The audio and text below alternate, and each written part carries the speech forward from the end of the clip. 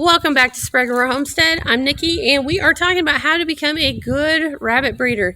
And you've made it. This is the last week. Yay! So hopefully by now you've located some stock. Maybe you haven't been able to bring them home yet, but at least hopefully you have stock on the way.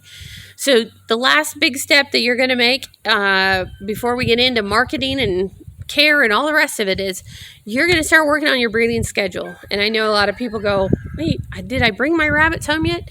Maybe you did, maybe you didn't. But the big thing is you need to have a plan now. So whether they're juniors or seniors, intermediate, whatever, you need to figure out how old your rabbit is, how old they need to be when they start breeding. Remember, anything that's going to be over 10 pounds, we really don't think you should be breeding them until they are fully mature at least 8-9 months. But you can sit down and start making up your breeding schedule. Maybe you're going to take summers off. Maybe you don't want to breed through the coldest part of the year. But now is the time. Start making yourself a plan. Figure things out.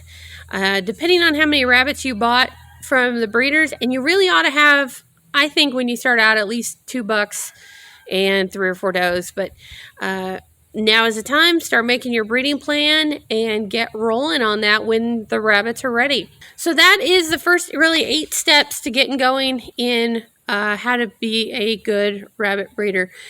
Basically, the big thing is while pedigrees are important, a crappy animal can have a pedigree just like a good one. So this is why it's so important that we're going to go ahead and we're buying that standard and we're doing all the right things right from the get-go.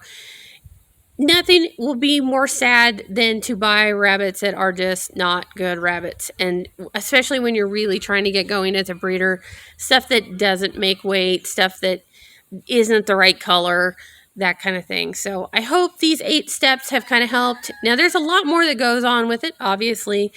But once you've got your breeding schedule and you start breeding, you can kind of start to learn when to evaluate your kits and at what age to sell and that kind of stuff. And we will have videos coming out about that going forward. But that is it for today.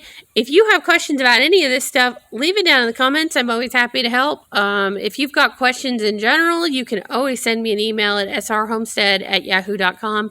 Keep in mind, I get a ton of them, and this is getting into my busier time of year. So it may take me, up to a week. I think that's as far behind as I've been, but up to a week. So that is it for today.